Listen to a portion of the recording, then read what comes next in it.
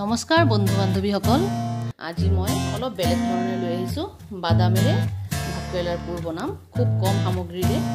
চাওচোন আহক কেনেকৈ বনাইছো। ভাতকেৰেলা লৈছো, অলপ গুটিবিলাক এনেকৈ ডাঙৰ হোৱাকৈ ল'ব, তেনেহ'লে খাই ভাল লাগে। তাৰ পাছত এইটো কুকাৰত এটা হুইচেল মাৰি লৈছো, এনেকৈ কাটি লৈছো, বাকলি গুচাই ধুনীয়াকৈ হাফ কৰি 3টা মই ভাতকেৰেলা লৈছো। আৰু যদি আপোনালোকে কোমল খায় তেনেহ'লে অলপ এনেই সিজাই ল'ব, চচপেন এটা পানী দি 3-4 মিনিটমান সিজালে হৈ যাব। মই যিহেতু গুটি অলপ ডাঙৰ হোৱাকৈ লৈছোঁ, সেইকাৰণে মই এটা হুইচেল লগাই লগে লগে খুলি লৈছোঁ, নহ'লে বেছি গেলিলে আকৌ ভাল নালাগিব। তাৰপিছত এনেকৈ চামুচৰ সহায়েৰে গুটি এৰুৱাই লৈ ইয়াতে গুটি লৈছোঁ। আৰু আমাক যিহেতু 3টা ভাতকেৰেলা, তাৰ কাৰণে লাগিব এটা ডাঙৰ পিঁয়াজ কুটি লৈছোঁ, নহৰু 3-4 কোব গ্ৰেটাৰ দি গ্ৰেট কৰি লৈছোঁ, নিমখ সোৱাদ অনুসৰি, হালধি, আৰু যিহেতু বাদামেৰে বনাম, বাদাম মই শুকান কেৰাহীত ভাজি বাকলি গুচাই লৈছোঁ। আৰু কেইটামান নিজৰ পচন্দৰে যিমান জ্বলা খাব বিচাৰে জলকীয়াও এনেকৈ শুকান কেৰাহীত দি তাৰপিছত ঢাকনি লগাই লগাই কেঁচা ভাপটো যোৱাকৈ অলপ কৰি লৈছোঁ, কোমলাই লৈছোঁ। তাৰপাছত এতিয়া কি কৰিম, বাদাম আৰু জলকীয়া দুটা মিক্স কৰি মই পিচি ল'ম। পটাত পিচিলে বেছি ভাল হয়, মই মিক্সিত পিচিম। তাৰপাছত মই এই বাদাম পেষ্ট দি পেলাই কেনেকৈ বনাম। আৰু আমি বাদাম চাটনিও খাওঁ, সকলোৱে খায়, কিন্তু নহৰু নিদিয়াকৈ এনেকৈ খালেও খুব ভাল লাগে খাই। নিমখ, বাদাম আৰু এনেকৈ জলকীয়া অলপ সিজাই লৈ শুকান কেৰাহীত নিমখ দি পেলাই কেঁচা তেল দি খাবচোন, খুব ভাল লাগে খাই। আৰু আমাক লাগিব পুৰকেইটা ভাজিবলৈ লাগিব আমাক বেচন 2 টেবিল চামুচ, 1 চামুচ চাউলৰ গুড়ি, আৰু লগতে নিমখ, হালধি, পানী মিহলাব লাগিব। তেনেহ'লে আহকচোন মই বাদামৰ পেষ্টখিনি বনাই লওঁ। বাদামৰ পেষ্টখিনি কৰি লৈছোঁ, এতিয়া মছলাখিনি আমি ভাজিম। তাৰ আগতে এই যে এৰুৱাই লৈছোঁ গুটিবিলাক, এইবিলাক অলপ আঙুলিৰে এনেকৈ ভাঙি ল'ম।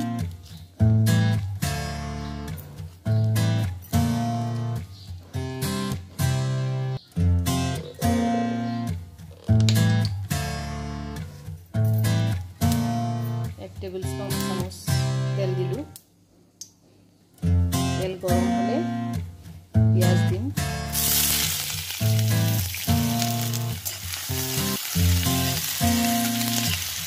পিঁয়াজখিনি অলপ কোমল হোৱালৈকে ভাজি থাকিব লাগিব। পিঁয়াজ ভাজি অহাৰ লগে লগে নহৰু দিম।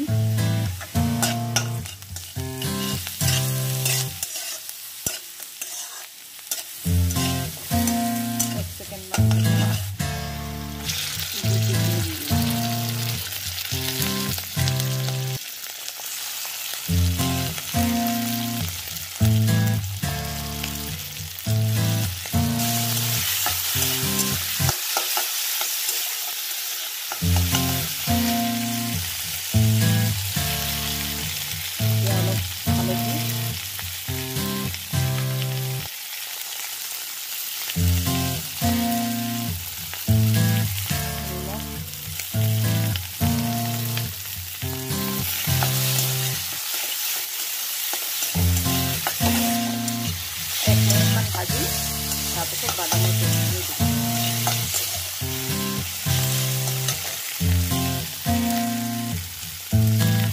বাদামৰ পেষ্টখিনি দিলোঁ।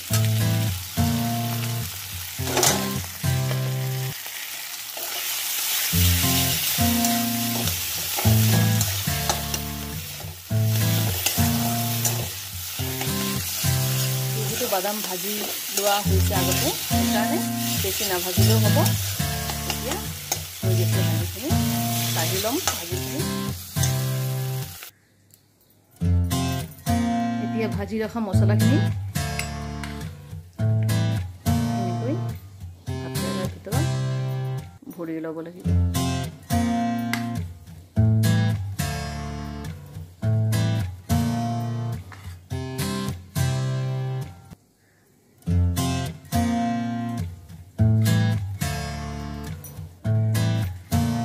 এইখিনি মই যে আগতে দেখাইছিলোঁ বেচন চাউলৰ গুড়ি পানী নিমখ আৰু হালধি ভালকৈ মই মিহলাই লৈছোঁ এনেকৈ এটা বেটাৰ বনাই ল'ব লাগিব বেছি পাতলো নহয় বেছি ঘন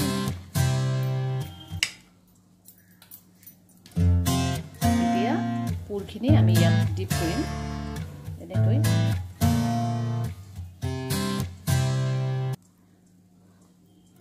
ভালকৈ ডিপ কৰি এক্সট্ৰাখিনি অলপ জোকাৰি পেলাই দিম তাৰপাছত তেলত এনেকৈ দিম সকলোখিনি এনেকৈ দি তাৰপাছত আমি ভাজি কাঢ়ি লওঁ এনেকৈ ভাজি ল'বলৈ অলপ তেল সৰহকৈ লাগে এতিয়া এটা চাইড পূৰা ভালকৈ ভাজি হৈ গৈছে লুটিয়াই দি পেলাই মই আন চাইডটো এনেকৈ কাঢ়াকৈ ভাজি লওঁ ভাজিটো অলপ কাঢ়াকৈ হ'লে খায়ো ভাল লাগে অলপ মচমচীয়া হ'ব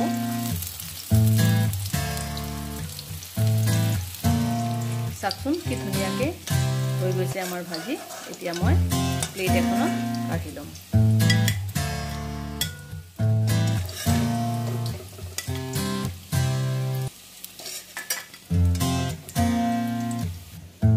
তেনেহ'লে এই ভিডিঅ'টো চাই কেনেকৈ পালে আমাক জনাব আৰু যদি ভাল লাগে তেনেহ'লে লাইক আৰু ছাবস্ক্ৰাইব কৰিব কমেণ্ট কৰিবলৈ নাপাহৰিব